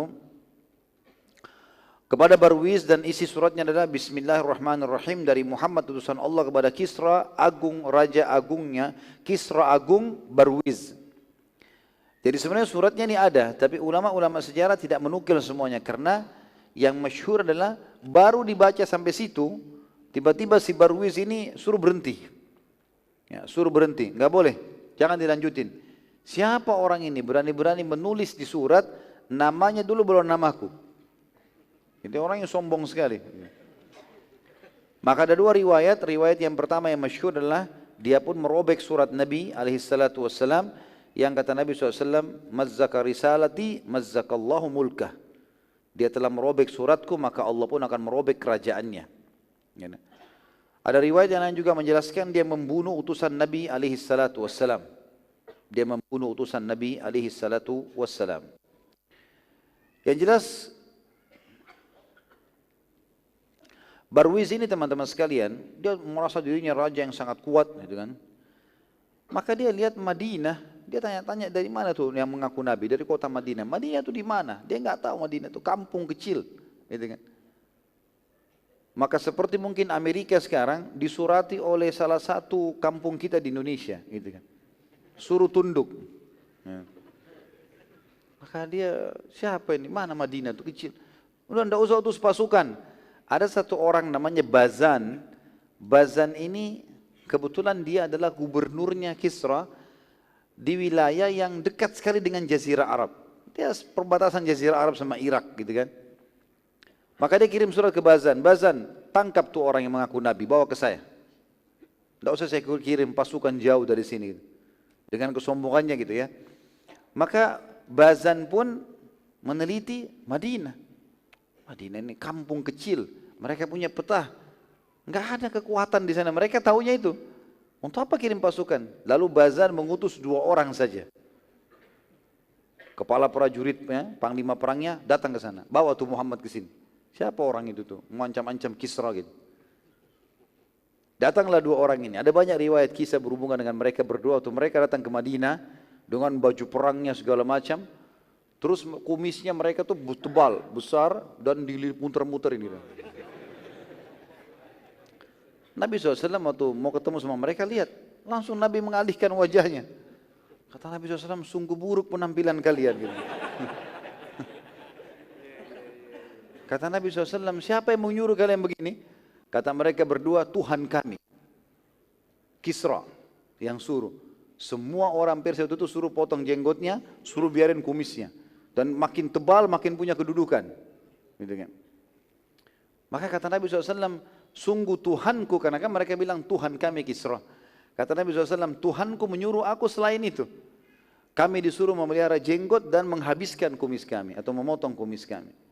Itu yang disampaikan oleh Nabi SAW. Maka akhirnya kedua orang ini duduklah, mengatakan, ada penterjemahnya, siapa kamu ini hai Muhammad? Nabi SAW jelaskan, saya adalah utusan Allah, saya begini, saya begini. Apa ajaranmu? Ajaranku begini dan begitu. Ajaran tauhid, mengesahkan Allah, yang menyempurnakan ajaran risalah nabi-nabi yang lain sebelumnya, disuruh sholat, dilarang zina, larang ini, larang itu, disampaikan semua syariat. 2 orang ini, karena bukan ahli kitab, tidak faham. Mereka penyembah api gitu kan. Mungkin kalau bicara sama Nasrani masih nyambung masalahnya, tapi ini nggak nyambung. Maka dia bilang, sudahlah. Sekarang begini Muhammad, daripada Kisra kirim-kirim jauh pasukannya besar di sini menghabiskan kota kamu, ikutlah sama kami. Kata Nabi SAW, sebentar dulu. Kalian tahu kampung saya, ini kota ini, sudah tahu tempatnya. Tahu rumah saya, ini rumah saya ini. Ini masjid saya, ini rumah saya. Saya nggak akan kemana-mana. Kalian mau tangkap saya setiap saat silahkan, bisa. Tapi saya mau sampaikan satu hal dulu. Kalau malam ini, waktu itu kebetulan sudah menjelang malam, mereka tiba, mau istirahat, mereka mau nginap di Madinah waktu itu. Malam ini Tuhanku Allah membunuh Tuhan kalian Barwiz itu. Mati raja kalian malam ini. Kata mereka, bro, dari mana kau tahu itu hai Muhammad? Dari Tuhanku. Kalian percaya tidak percaya, tunggu saja. Buktikan sendiri. Kata mereka berdua, itu jawabanmu? Kata Muhammad SAW, iya. Sampaikan ini. Sampaikan ini kepada Bazan yang utus mereka. Ya. Maka dua-duanya mengatakan baiklah, masuk akal. Ini kampungnya kecil, tidak akan kemana-mana. Jazirah Arab, mereka anggap pada saat itu nggak ada apa-apa, gersang, nggak ada hasilnya bagi mereka gitu. Dan tidak sulit untuk mengutus pasukan mencari satu orang gitu. Dia pulang ke Bazan, tapi Bazan ini cerdas. Maka keduanya mengatakan, jawabannya orang yang mengaku Nabi itu Muhammad begini. Katanya Tuhan kita Kisra dibunuh oleh Tuhannya. Gitu kan? Kata Bazan, baiklah kita tunggu. Waktu itu kebetulan teman-teman sekalian, informasi dari pusatnya Kisra, kerajaan Kisra, Madain namanya. Itu untuk sampai ke tempatnya Bazan 2 bulan. Jadi kalau ada kejadian instruksi apa dari pusat, itu orang naik kuda, naik unta, pasukan antar 2 bulan baru sampai, baru dijalankan instruksi. Begitu. Ada berita apa? Kata Bazan, baik kita tunggu. Kalau betul-betul ada kejadian betul dicatat hari itu, pada malam itu hari apa, mereka tunggu. Subhanallah, 2 bulan kemudian betul-betul datang. Dan beritanya seperti yang Nabi SAW sampaikan, bahwasanya Barwis mati di hari itu, di waktu itu, di malam itu. Kata Bazan, sungguh tidak ada yang bisa mengucapkan ini kecuali seorang Nabi. Maka Bazan pun akhirnya beriman. Dan Bazan termasuk teman-teman sekalian raja rahimahullah yang meninggal dalam keadaan Islam, tapi banyak umat Islam yang tidak tahu. Dia adalah gubernur, walau di Jazirah Arab dikenal dengan raja sebenarnya, tapi dia gubernur yang paling besar, gubernur terbesarnya Kisra. Kemudian surat yang dikirim oleh Nabi SAW selanjutnya kepada Munzir bin Sawi. Munzir bin Sawi ini penguasa Bahrain. Bahrain tentu bukan negeri Bahrain yang sekarang ya.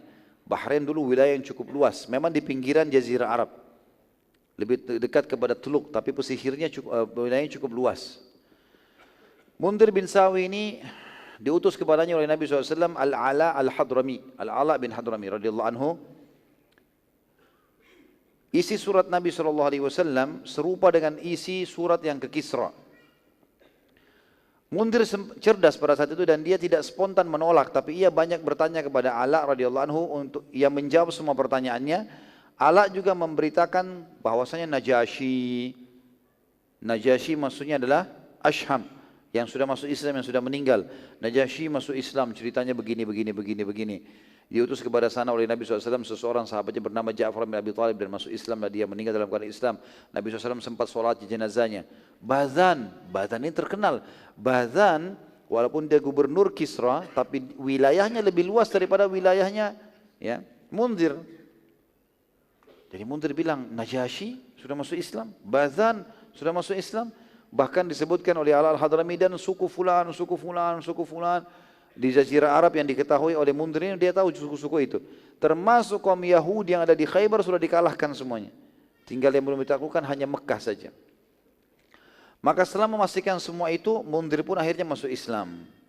Munzir pun bin Sawi masuk Islam dan mengajak seluruh warganya masuk Islam. Dan bagi yang tidak mau masuk Islam, maka dipungut darinya jizyah. Munzir yang ambil jizyah dikirim kepada Nabi alaihi salatu wassalam. Berarti sudah ada 2 nama yang memimpin pada saat itu masuk Islam. Bazan dan Munzir bin Sawi rahimahumullah. Kita tentu tidak, sebenarnya lebih tepat kita bilang rahimahullah karena tidak sempat bertemu dengan Nabi alaihi salatu wassalam. Karena definisi sahabat yang biasa kita doakan radhiyallahu anhu, walaupun ini doa bisa kita ucapkan pada siapapun ya, tapi termasuk mendudukkan posisi para sahabat pada tempat yang lebih mulia daripada orang lain adalah kita mengatakan radhiyallahu anhum. Karena mereka tidak pernah melihat Nabi SAW, sementara definisi sahabat adalah harus melihat Nabi dengan mata kepala, beriman pada beliau dan juga meninggal dalam keyakinan Islam, baru dikatakan seorang sahabat. Surat selanjutnya adalah surat Nabi SAW ke penguasa sebagian wilayah Yaman. Waktu itu Yaman terbagi 2. Sebagiannya dikuasai oleh Al-Harith Al-Humairi. Ya. Nabi SAW mengutus ke sana Muhajir bin Umayyah al-Makhzumi. Muhajir bin Umayyah al-Makhzumi. Muhajir bin Umayyah al-Makhzumi radhiyallahu anhu ini diutus kepada Al-Harith Al-Humairi. Jadi Al-Humairi ini nisbat kepada sukunya namanya Himyar, ya, suku Himyar. Pada saat mendengar surat Nabi SAW tiba kepadanya, belum sempat dibaca, dia tolak. Langsung dia tolak, karena dia tahu Madinah bagi dia juga kecil. Udahlah, tidak usah beriman. selesai, disuruh pulang saja utusan Nabi SAW. Belum baca suratnya sudah ditolak. Gitu kan. Tentu waktu itu Yaman teman-teman sekalian dibagi dua ya, setengahnya dikuasai oleh Persia, setengah dikuasai oleh orang ini. Surah selanjutnya datang kepada Hawdah bin Ali Al-Hanafi. Hawdah bin Ali Al-Hanafi, ini penguasa wilayah Yamamah. Nabi SAW mengutus ke Hawdah bin Ali Al-Hanafi ini, seorang sahabat beliau namanya Sulaiq bin Amr. Sulaiq bin Amr radhiyallahu anhu. Dan Hawdah ini juga termasuk suku Arab yang memiliki kurang lebih 100.000 personil perang. Jadi itu memang militernya sejumlah itu. Saat surat Nabi SAW dibaca di hadapannya, maka Hawdah tertarik dan ia sudah mendengar juga mengumpulkan informasi perkembangan Islam. Maka ia berkata kepada Sulaiq, sebagai respon dari surat Nabi SAW, sampaikan kepada Muhammad, kalau aku akan beriman pada risalahnya, demikian pula seluruh kaumku. Tapi ada syaratnya. Syaratnya adalah kalau Muhammad wafat, aku jadi penggantinya. Pada saat surat atau balasan tadi, berita tersebut tiba di Nabi SAW di Madinah, maka kata Nabi SAW, semoga Allah melaknatnya. Dia hanya mau beriman karena kekuasaan saja. Nabi SAW lalu berdoa, ya Allah cukupkanlah aku dari keburukan orang ini atau Hawdah. Maka Hawdah pun meninggal 3 hari setelah doa Nabi SAW. Dan ini tentu teman-teman sekalian ada satu sebab ya, bukan begitu saja ya. Hawdah tadinya memang diberitakan kepada Nabi SAW melalui wahyu, kalau orang ini sebenarnya hanya ingin menunggangi ketenaran Islam, kan dia sudah dengar. Surat-surat Nabi SAW ini semua tiba ke Herakl, tiba ke sana, dia dengar rupanya. Maka dia mau tunggangi ketenaran itu, gitu kan. Maka dia mau tertulis dari Nabi SAW, kalau saya akan beriman dengan kaum saya, tapi berikan kepada saya kedudukan. Setelah kau meninggal, hai Muhammad, saya jadi pemimpin. Maksudnya diobatkan juga saya jadi nabi, jadi raja, terserah. Maka Nabi SAW pun akhirnya mendoakan dia keburukan, karena dia sudah niat juga pada saat itu, kalau Nabi SAW tidak terima permintaannya, utusan Nabi SAW pulang dalam beberapa hari, 3 atau 4 hari dia akan menyerang Madinah. Maka Nabi SAW mendoakan supaya Allah mengambil alih Hawdah. Maka betul-betul 3 hari kemudian dia meninggal dunia. Kemudian selanjutnya surat Nabi SAW kepada penguasa Oman, wilayah Oman, yang bernama Jaifar bin Abdu. Jaifar bin Abdu. Ya. Jaifar bin Abdu ini diutus kepadanya oleh Nabi SAW Amr bin As radhiyallahu anhu.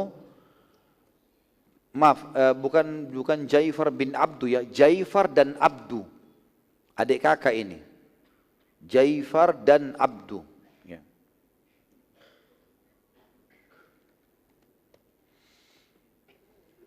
Diutus kepada mereka berdua adalah Amr bin As radhiyallahu anhu, dan keduanya ini anak daripada Julandi, ya, namanya Julandi. Jadi Jaifar bin Abdu dan Abdu bin Julandi, ya.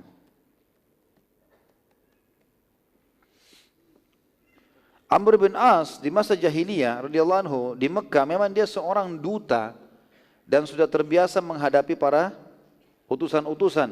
Kalau teman-teman masih ingat bagaimana dia pada saat ingin menarik muslimin agar bisa pulang ke Mekah, dia memberikan hadiah-hadiah kepada para pendeta, kepada Najasyi, tapi dia tentu tidak berhasil waktu itu ya.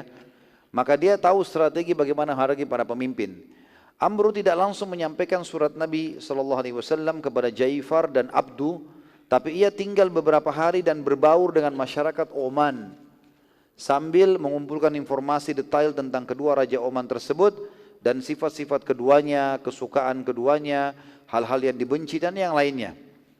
Setelah memastikan semua informasi sudah lengkap, maka Amr bertanya kepada masyarakat Oman, siapa di antara kedua raja ini yang paling baik, artinya yang mungkin mudah untuk bisa diberikan masukan. Maka mereka menjawab Abdu. Dari dua adik kakak ini, ternyata Jaifar dan Abdu yang lebih baik, lebih lembut.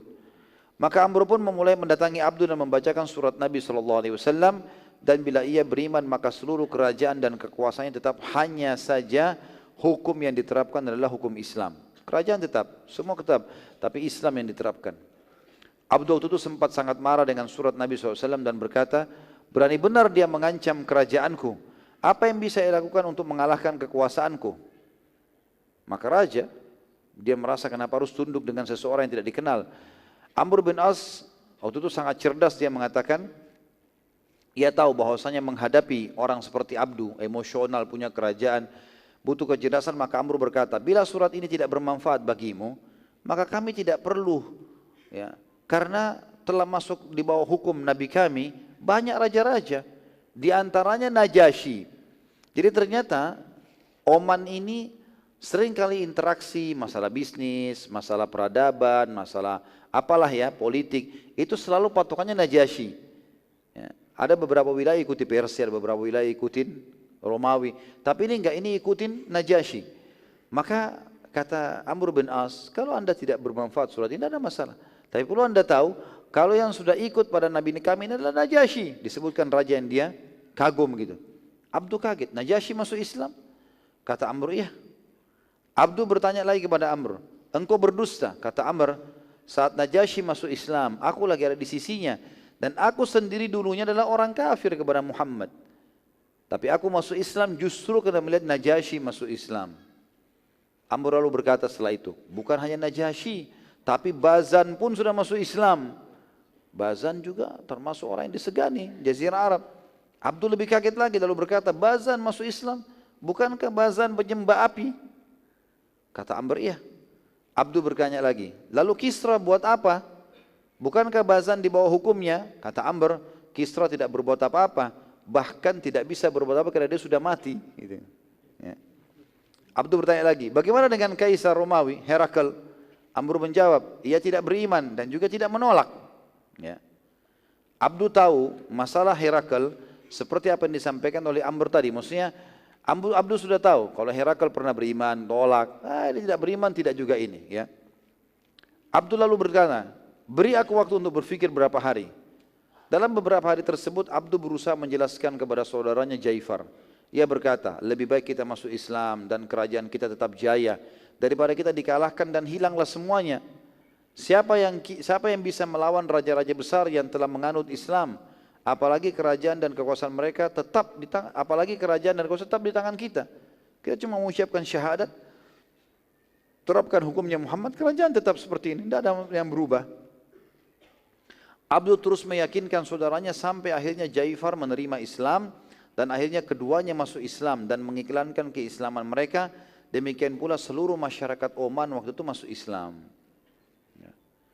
Setelah Allah SWT yang maha mulia, Amr bin As adalah penyebab masuk Islamnya kedua raja tersebut serta juga seluruh wilayah Oman. Dan ini juga keutamaan bagi dai-dai yang bersabar dan dalam menyampaikan dakwah butuh strategi. Tidak boleh orang asal begitu saja. Dia harus punya strategi dalam menyampaikan dakwah, dia susun materinya, dia menggunakan retorikanya, dia memilih waktu dan tempat yang tepat, gitu kan. Maka itu semua teman-teman sekalian sangat membantu untuk dakwah. Ada orang bisa dihadapi dengan hanya satu hadis, ada orang dihadapi dengan 10 hadis, ada orang dihadapi mungkin dengan 100 hadis. Allahu a'lam. Ya, ada orang juga memang membangkang rasanya tidak mau. Dan Nabi SAW sudah mengajarkan bagaimana menghadapi orang-orang ini, terutama kita ambil pelajaran dari para sahabat beliau ridwanullahi alaihim. Dan bagaimana kejelian dan kecerdasan Amr di sini berhasil mengatur strategi jitu untuk menyampaikan dakwah. Keduanya tetap jadi raja sampai meninggal dunia, barulah Nabi SAW menentukan gubernur di Oman. Setelah keduanya meninggal, barulah Nabi SAW tunjuk penggantinya. Subhanallah, ini semua efek daripada kesepakatan Hudaybiyah.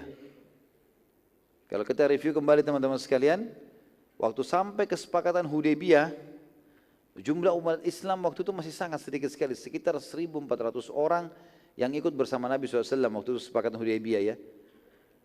Waktu itu terjadi 1 tahun tidak ada ribut sama Quraisy. Penyebab utama dakwah terhalangnya sudah ditutup. Kesepakatan 1 tahun. 1 tahun itu Nabi SAW gerilya. Ya, di antaranya mengalahkan Yahudi Khaybar, di antaranya mengirim surat-surat ini sehingga tersebar sana sini. Dan spontanitas waktu itu sudah ada raja-raja besar yang masuk Islam sebagaimana sudah kita sebutkan tadi. Dan mereka punya kepasukan. Kalau Nabi SAW, mereka sudah masuk Islam, Nabi ajak mereka kan ikut berperang. Itu kan, otomatis itu. Ini semua kesepakatan Hudaybiyah yang tadinya banyak sahabat-sahabat yang menganggap kesepakatan Hudaybiyah adalah penghinaan untuk umat Islam, termasuk Umar radhiyallahu anhu. Yang itu pernah kita ceritakan, masih ingat gak? Allahu a'lam. ingat atau enggak. Baiklah. Jadi itu Umar sempat mengatakannya Rasulullah, bukankah Quraisy salah? Benar. Bukankah kita benar? Iya benar. Kenapa kita enggak perangi ya Rasulullah? Kenapa kita hinakan diri kita? Kenapa harus ada akad-akad seperti ini? Kan akadnya itu menyakitkan sekali. Siapapun orang Mekah yang pergi ke Madinah harus dipulangkan. Dan siapapun orang Madinah yang pergi ke Mekah enggak boleh dipulangkan. Itu kan menyakitkan sekali. Dan sudah kita ceritakan panjang lebar bagaimana cerita kesempatan Hudaybiyah. Tapi ini subhanallah luar biasa ya. Pada saat dakwah itu tidak diganggu, maka akan tersebar luar biasa gitu. Pengganggu-pengganggu ini banyak memang. Sering melakukan hal-hal yang buruk ya. Perdamaian dengan Quraisy yang merupakan musuh utama Islam membuka semua pintu dakwah. Hampir seluruh wilayah dunia menerima Islam bahkan tanpa peperangan dengan surat saja. Tadi bayangkan wilayah Oman masuk Islam semuanya. Wilayahnya Bazan masuk Islam semuanya, gitu kan. Jadi mereka banyak, walaupun ada yang tolak, sudah umum itu. Kita kalau berdakwah teman-teman ada yang terima, ada yang tolak, itu sudah umum. Rasulullah SAW aja gitu, apalagi kita gitu. Walaupun antum hafal 30 juz Al-Quran, antum punya retorika yang sangat luar biasa, tetap ada yang nolak, sudah umum itu. Tapi kalau antum dalam keadaan benar, berarti yang nolak itu salah, gitu kan.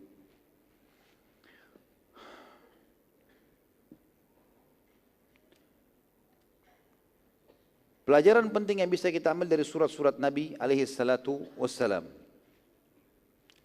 Yang pertama teman-teman sekalian, agama Islam pasti menang. Walau tidak ada yang meyakininya. Karena agama ini dari Sang Pencipta. Bila Anda tidak beriman dan mengamalkannya, maka Sang Pencipta akan mendatangkan dan menciptakan makhluknya yang akan beriman dan mengamalkan syariatnya. Itu pasti. Jadi sebenarnya dengan berimannya kita teman-teman sekalian yang beruntung kitanya. Banyak orang teman-teman tidak khusyuk dalam sholat, tidak mau bersedekah kecuali nanti kalau memang ada dorongan besar dalam jiwanya, tidak mau berdoa kecuali kalau musibah sudah datang. Ini semua kenapa terjadi? Karena dia belum yakin dengan agama ini. Kalau yakin sama agama ini teman-teman, ada orang gak ada orang tetap dia sholat, tetap dia sedekah, tetap dia baca Quran, dia tahu kebutuhannya. Banyak orang juga fikir Allah Sang Pencipta butuh dengan ibadah kita. Allah enggak butuh. Allah enggak butuh dengan sholat antum, enggak butuh dengan sedekah antum, enggak butuh dengan sembelihan antum. Allah SWT mengatakan misalnya dalam masalah sembelihan ya, dalam ayat Al-Quran, A'udzubillahi minasyaitonirrajim, la yanalullahu ruhumuha wala dima'uhu walakin yanalu taqwa minkum. Allah enggak pernah butuh dagingnya dan darahnya sembelihan kalian, tapi Allah mau lihat ketakwaan kalian. Allah enggak butuh. Kenapa orang kalau masuk masjid ada orang tidak khusyuk dalam sholat? Karena dia pikir Allah butuh, cuma kayak store kewajiban, selesai. Enggak, Allah enggak butuh. Biar kita sholat khusyuk, dapat 100% pahala dan semua sholat kita bahkan umur kita 1000 tahun tidak ada gunanya. Ya, kecuali untuk dia sendiri. Dalam hadis qudsi riwayat Bukhari kata Nabi SAW, Allah berfirman, wahai anak Adam, semua amal-amal yang saya perintahkan kepadamu sebenarnya adalah hal yang saya akan kembalikan kepadamu juga. Akan diberikan. Allah SWT yang memberikan kepada kita. Allah ciptakan kita, Allah ciptakan dunia, ciptakan amal perbuatan kita, amal buruk kita untuk menguji kita. Allah ciptakan surga dan neraka. Allah yang mengatur semuanya. Jadi sebenarnya tidak ada gunanya buat Allah SWT, tapi berguna buat kita. Yang kedua, jadi kalau kita jauhi agama ini, poin pertama tentunya kita sendiri yang rugi. Karena agama ini pasti akan menang. Tidak akan pernah luluh agama Islam, karena ini agama kebenaran. Inna dina indallahil Islam. Yang kedua, kecerdasan dan kejelian pemimpin dalam mengambil keputusan kapan harus perang, kapan harus damai, kapan menyerang, kapan menahan diri, yang diikuti dengan pemahaman yang mendalam pada syariat Allah Maha Sempurna dan bertawakal kepadanya. Seperti Nabi SAW melakukan itu. Waktu diajak damai Hudaybiyah, oke diambil. Waktu di perang Khaybar juga kalau masih ingat, ada beberapa benteng Yahudi selain di Khaybar yang sempat minta damai. Nabi SAW tidak perangi mereka, bukan berarti karena sudah kuat pasukan lalu diperangi semua, enggak. Oke, mau damai-damai, gitu kan. Tapi dipantau oleh Nabi SAW. Dipantau, walaupun nanti di zaman Umar bin Khattab, karena ada yang berkhianat, maka diusir oleh Umar bin Khattab dari Jazirah Arab. Gitu. Tapi di sini perlu seorang pemimpin punya strategi. Dimulai dari pemimpin rumah tangga misalnya. Seorang laki-laki juga harus begitu. Punya strategi dalam rumah tangganya, bagaimana dia tahu sumber pendapatnya dari mana, kapan dia nasihatin istrinya, kapan dia nasihatin anaknya, dia berikan tempat di mana yang layak, strategis untuk mereka tinggal, yang mereka nyaman sehingga dia juga nyaman dalam bekerja, seterusnya. Ya. Kemudian juga pemimpin lembaga, bagaimana dia menaungi beberapa orang pegawai, pemimpin perusahaan, lebih tinggi lagi pemimpin negara, bagaimana dia mengatur strategi-strategi yang akhirnya membuat seluruh masyarakatnya akan mendapatkan haknya atau orang di bawah naungannya, dan dia juga lepas dari tanggung jawab pada hari kiamat. Yang ketiga, setiap orang harus jeli dalam melihat dan menerima kebenaran. Dan kebenaran itu hanya satu, tidak ada lagi yang lain. Yang berasal dari Sang Pencipta Allah yang Maha Agung dan Maha Mulia. Setiap dari Allah yang Maha Suci tidak akan ada kesalahan dan pasti benar. Maka segeralah terima dan amalkan. Jadi jangan ragu teman-teman sekalian. Ada orang subhanallah mau terima agama nanti kalau sudah banyak orang yang ikut. Kalau tidak ada orang yang ikut masih sedikit, sudahlah tunggu aja dulu. Ya. Ini kerugian buat dia. Kalau dia meninggal sebelum istiqomah gimana? Gitu kan? Maka jangan tunggu itu teman-teman. Kalau benar ya sudah terima, amalkan. Sudah berapa kali kita dengarkan hadis tentang sholat malam, tentang sedekah, tentang duha, tentang apalah. Tapi berapa banyak orang yang mengamalkan? Dihitung jari semuanya. Kenapa enggak diamalin? Apa masalahnya? Enggak jelas, gitu kan? Seakan-akan dia cuma, ya sudahlah, saya sudah dengar tahu kebenaran tapi enggak mau ikutin. Ini kata Ibnu Qayyim rahimahullah, ibaratnya seperti orang yang lagi dikejar oleh binatang buas, kemudian dia melarikan diri. Begitu tiba di benteng, ada tempat yang dia bisa masuk pintu gerbang, lalu dia bisa masuk berlindung. Tapi enggak, dia berdiri di depan benteng itu lalu dia mengatakan, aku berlindung dengan benteng ini. Cuma ucapan. Ya dimakanlah dia sama harimau tersebut, gitu kan. Dia tidak berlindung sebenarnya, dia cuma ucapkan, ya saya sudah tahu itu benar. Tapi enggak diamalin. Karena ini sama saja bohong berarti ya. Saya katakan di sini dipastikan saat meninggal dunia maka janji Allah yang Maha Suci tidak akan luput sebagaimana Allah SWT sebutkan dalam banyak ayat Al-Quran. Artinya orang beriman pasti akan menerima kebaikan, orang buruk, kafir, fasik akan dihukum. Yang keempat, dan ini tentunya yang terakhir dalam poin kita dalam pelajaran ini, setiap dai atau utusan pemimpin muslim harus bijak dan jeli mempelajari situasi dan keadaan sehingga sasaran dakwah dan tujuan utamanya tercapai. Ya. Jadi dalam Islam yang penting tujuan kita tercapai. Nabi SAW bersabda, semoga Allah merahmati seorang hamba yang berbicara dengan orang lain sesuai dengan kondisi dan keadaan akal mereka. Jadi yang penting target kita tercapai. Bagaimana target itu tercapai? Misalnya kita tidak perlu bertengkar sama orang lain. Ada orang lagi ribut, misalnya masalah suami istri ribut dalam rumah tangga. Kalau kita diam bukan berarti kita bodoh. Diamnya kita melihat mana strategi apa yang harus saya lakukan untuk baik ini supaya bisa memperbaikinya. Mungkin itu lebih baik. Atau orang lagi bertengkar ditinggalkan untuk mengatur sebuah strategi supaya bisa memperbaiki keadaan. Atau segalanya, ini semua adalah poin penting untuk memikirkan bagaimana mengatur sebuah strategi supaya bisa semuanya berjalan itu bagus sekali. Ya. Saat termasuk kita keluar rumah misalnya sederhana, mau pergi satu tempat, kita lagi pikirkan jalan mana yang terdekat nih. Oh jalan sini, itu sebuah strategi yang bagus sekali. Gitu kan. Jadi sangat bagus kapan waktu, kapan tempat, berteman sama siapa, semua harus jeli sekali. Terutama dalam masalah dakwah ini sangat penting karena berpengaruh dalam penyebaran agama Allah subhanahu wa ta'ala. Allahu a'lam. Ini bahasan kita insyaAllah pada malam ini berhubungan dengan masalah surat-surat Nabi SAW kepada pemimpin dunia. Dan insyaAllah kalau saya kasih waktu, kalau memang ada yang mau bertanya sekitar 10-15 menit. Sesuai dengan tema, kalau tidak ada maka insya Allah kita akan lanjutkan setelah materi besok kita akan buka pertanyaan. Besok insya Allah kita akan mulai agak pagi, jam berapa? Jam 9 ya. Insya Allah kita akan mulai dan kita akan selesai nanti sampai duhur insya Allah, biidznillah. Begitu saja insya Allah kita akan bertemu lagi pada pertemuan kita besok. Mungkin begitu saja insya Allah kita berdoa kepada Allah SWT semoga majlis kita diberkahi olehnya dan dijadikan sebagai tambahan amal kita pada hari kiamat dan semoga seluruh amal yang pernah kita kerjakan dan akan kita kerjakan sampai menjelang ajal nanti diterima dengan kemahamurahan Allah dengan pahala yang sempurna dan semoga semua dosa yang pernah kita kerjakan sekecil sampai sebesar apapun juga diganti dengan kemahamurahan Allah menjadi pahala dan semoga Indonesia menjadi negara yang aman, tentram, damai, seluruh umat Islam secara lurus di bawah naungan ukhuwah Islamiyah dan juga seluruh ibadah mereka kembali pada wahyu Al-Quran dan Sunnah serta seluruh pemimpin negara ini diberikan hidayah oleh Allah agar menerapkan seluruh tanggung jawab dan menjalankan tanggung jawab mereka sesuai dengan yang diperintahkan oleh Allah dan Rasulnya sehingga mereka lepas dari tanggung jawab pada hari kiamat dan seluruh penduduk Indonesia secara khusus kaum muslimin akan menerima hak-hak mereka dan semoga Indonesia menjadi contoh bagi negara-negara yang lain dan siapapun yang menginginkan keburukan bagi umat Islam dan kaum muslimin serta negara Indonesia semoga Allah SWT kembalikan tipu daya mereka kepada mereka sendiri dan juga semoga negara ini akan selalu aman, tentram, damai dan juga seluruh orang-orang muslim diberikan hidayah kepada Islam. Dan kita tidak pernah lupa doakan saudara kita di Palestina, di Syria, di Yaman, di Irak, di Myanmar, di Ahsa, di mana mereka sedang tertindas. Semoga Allah ikhlaskan niat mereka, terima para syuhada mereka, mudahkan Islam di tangan mereka dan tangan kita semua. Dan semoga Allah partisipasikan kita bersama mereka di pahala, baik dengan doa, dengan harta, juga dengan jiwa kita. Dan semoga Allah dengan kemahamurahannya menyatukan kita semua di surga firdausnya tanpa hisab, sebagaimana sebagaimana di majelis ilmu yang mulia ini. Kalau benar dari Allah, kalau ada salah pasti dari saya mohon dimaafkan. Subhanakallahumma bihamdika asyhadu an la ilaha illa anta astaghfiruka wa atubu ilaik. Wassalamualaikum warahmatullahi wabarakatuh.